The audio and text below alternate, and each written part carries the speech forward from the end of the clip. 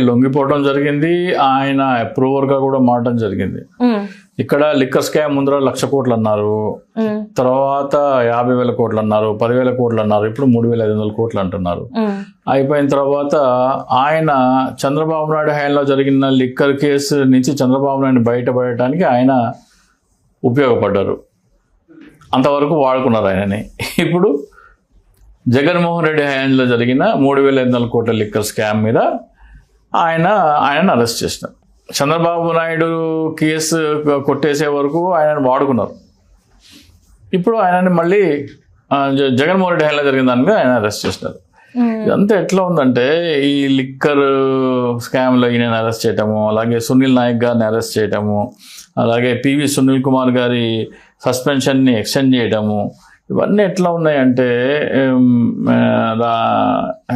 తిరుపతి లడ్డు అంశం కానీ, లేకపోతే రాజశేఖర్ రెడ్డి తిరుపతి 2 కొండలే అన్నారు, 7 కొండలు కాదు అని 2 కొండలే చేస్తున్నారు. ఇవన్నీ ఎట్లా ఉన్నదంటే, నాకు ఇన్ని ఎదుర్కొంటుండే కదా జగన్మోహన్ రెడ్డి, ఇట్లా అందరినీ క్లోజ్ చేసేయచ్చు.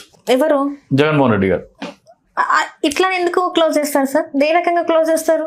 ఇప్పుడు వీళ్ళన్నీ ఫాల్స్ ఎలిగేషన్స్ ఇవన్నీ. రైట్, ఇప్పుడు మీరు కరెక్ట్ పాయింట్ మాట్లాడారు సార్. ఇవన్నీ ఫాల్స్ ఎలిగేషన్స్ అని మీరు అంటున్నారు. బాగుంది. ఒక నిమిషం, ఫాల్స్ ఎలిగేషన్ తిరుపతి లడ్డులో పందికోవు జంతుకోవు కలిపిందని ప్రూవ్ అయిందా లేదా? సార్ ఏదో ఒక కల్తీ జరిగిందని ఉంది. కల్తీ జరిగింది కానీ అది జంతుకోవు అంటే ఇక్కడ 2 కల్తీ జరిగిందంటే ఎవరెవరి హయాంలో జరిగిందో కూడా తీయాల. ఫస్ట్ అది పక్కన పెడదాం. మీరు రాజకీయ లబ్ధి కోసము జగన్మోహన్ రెడ్డి క్రైస్తవుడు కాబట్టి ఆయన మీద హిందూ వ్యతిరేక ముద్ర వేసేందుకు ఉపయోగిస్తారు దాన్ని. అది తప్పని రుజువైందా? 33,000 మంది అమ్మాయిల అదృష్టము, అలాగే 7 కొండలు కాదు 2 కొండలే, అట్లాగే 14 లక్షల కోట్ల అప్పులు, ఇవన్నీ ల్యాండ్ పూలింగ్ కాదు, ల్యాండ్ గ్రాబింగ్ యాక్ట్ అని, ఇవన్నీ ఏంటి జగన్మోహన్ రెడ్డి గారి మీద తప్పుడు ఆరోపణలు అవునా కదా? Right sir. జగన్మోహన్ రెడ్డి గారు ఏం చేస్తున్నారు? ఉన్న ఆరోపణలు చేయడానికి ఆయనకు అవ్వట్లేదు. ఇదంటే ఇట్లా ఎందుకన్నా అంటే, ఎట్లా చెప్పాలి నీకు, ఒక ఇంగ్లీష్ సినిమా ఉంది, దాని పేరు హారిసన్ ఫోర్డ్. దాంట్లో the last arc, riders of the last arc అని ఉంటుంది. దాంట్లో ఒక ఆయన ఇంత పెద్ద కత్తి తీసుకొచ్చి, ఈయన చేతులు ఉట్టిగానే ఉంటాయి. హారిసన్ ఫోర్డ్ అని హీరో. దాంట్లో హారిసన్ ఫోర్డ్ చేతులు ఖాళీగానే ఉంటే, ఒక ఆయన పెద్ద కత్తి 4 అడుగుల కత్తి తీసుకొచ్చి ఇట్లా తిప్పి విన్యాసాలు చేస్తూ ఉంటాడు. అప్పుడు ఈయన చేతిలో కత్తి లేదు కదా, ఎట్లా ఫైట్ చేస్తాడో అనుకున్నారు అందరూ. ఆ సినిమా చూసేటప్పుడు మనకు, అరే ఈయన చేతిలో కత్తి కూడా లేదు కదా, ఎట్లా ఫైట్ చేస్తాడంటే మెల్లగా జైలు నుంచి గన్ను తీసి షూట్ చేస్తాడు. 1 నిమిషం పాటు విన్యాసాలు చేస్తాడు కత్తి తిప్పుకుంటా, సింపుల్గా చేస్తాడు. జగన్మోహన్ రెడ్డి కూడా ఇవన్నీ ఒక అంశంతో క్లోజ్ చేసేయచ్చు. ఏది? వీళ్ళ తప్పుడు ప్రచారాలు, నారా చంద్రబాబు నాయుడు, నారా లోకేష్, నారా దేవాంశు, హెరిటేజు, పచ్చ ఛానళ్ళు, పవన్ కళ్యాణ్, వీళ్ళందరినీ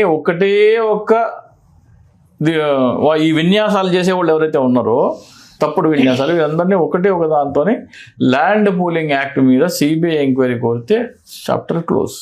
జగన్మోహన్ రెడ్డి గారికి చేతిలో బ్రహ్మాస్త్రం ఉంది. నేను 2021లో చెప్పాను. 2021లో నేను చెప్పినప్పుడు దాన్ని అమలు చేసినట్టయితే ఇది ప్రజలందరికీ చెందాల్సిన డబ్బు.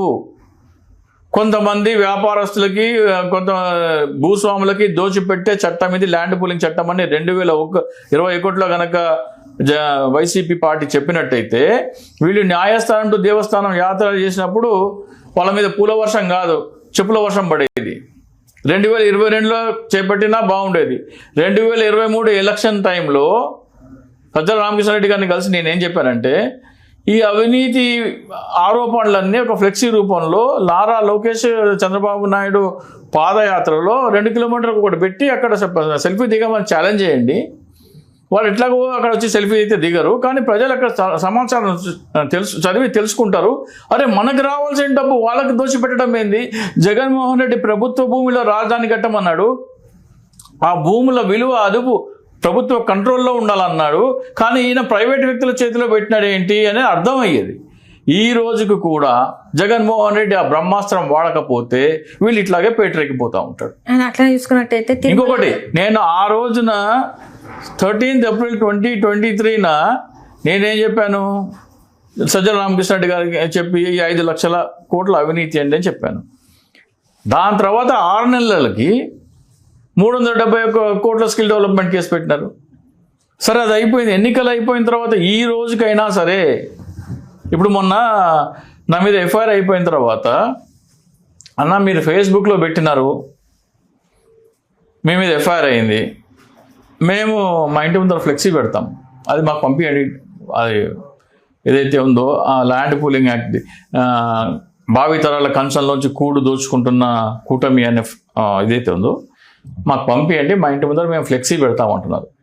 ఫ్లెక్సీ పెడితే ఎందుకయ్యా చింపేస్తారు, పోలీస్ కేసులు అవుతాయి, నా మీద అయింది కదంటే, మీ మీద పోలీస్ అయితే మీతో పాటు మేము మా ఇంటి దగ్గర ఒకటి చింపితే మేము 100 పెడతాం, ఒకటి చింపితే 100 పెడతాం.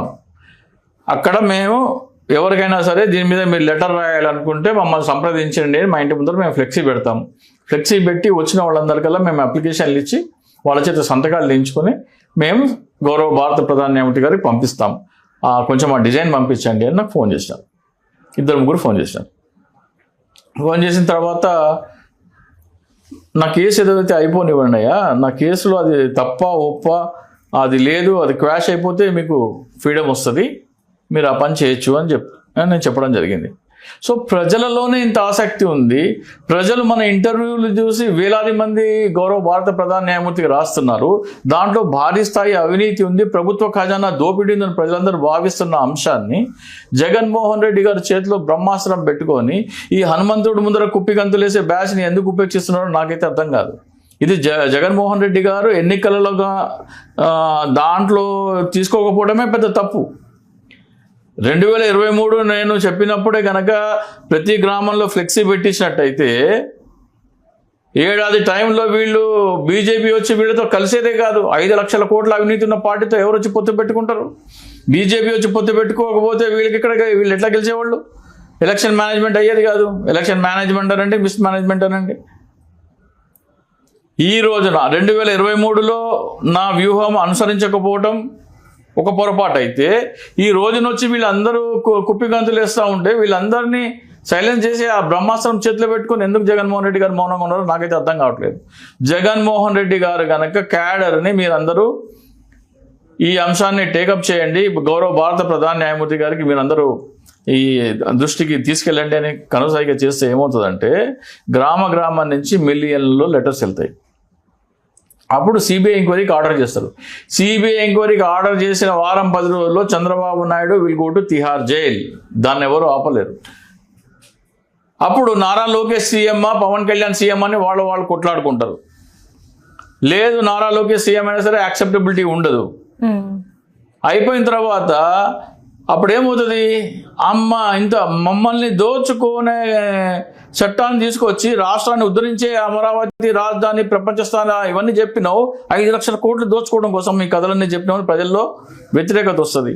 తెలుగుదేశం భూస్థాపితం, పచ్చ ఛానల్ అందరూ బంద్ చేస్తారు. ఇంకా మమ్మల్ని 3 సంవత్సరాలు డైలీ రైతుల ఉద్యమాలని ఆ రఘురామకృష్ణరాజుని కూర్చోబెట్టి, కొలికపూడి శ్రీనివాస్ని, ఆ రాయపాటి శైలజని, అలాగే బాలకోటని కూర్చోబెట్టి డైలీ మమ్మల్ని 3 సంవత్సరాలు వేధించుతున్నారు. అసలు అంత పెద్ద దోపిడీని కూడా రాష్ట్రాన్ని ఉద్ధరించే కార్యక్రమాన్ని మీరు ప్రొజెక్ట్ చేస్తారు కదా, మిమ్మల్ని అసలు నమ్మకూడదు అని ఈ పచ్చ ఛానళ్ళన్నీ చాప్టర్ క్లోజ్, దుకాన్ బంద్. ఎవడు చూడని కూడా చూడడు. హెరిటేజ్ పాలెవడు కొనడు. తెలుగుదేశం భూస్థాపితం. నారా చంద్రబాబు నాయుడు, నారా లోకేష్, నారా దేవాంశ్, రాజకీయంగా వాళ్ళకి భవిష్యత్తు ఉండదు. పవన్ కళ్యాణ్ చాప్టర్ క్లోజ్, పచ్చ ఛానల్ క్లోజ్. ఇంత మంచి బ్రహ్మాస్త్రం చేతిలో పెట్టుకొని జగన్మోహన్ రెడ్డి గారు ఎందుకు ఉపేక్షిస్తున్నారో నాకైతే అర్థం కావట్లేదు. ఈ విషయంలో మాత్రం జగన్మోహన్ రెడ్డి గారు నేను తీవ్రంగా వ్యతిరేకిస్తున్నాను, విభేదిస్తున్నాను.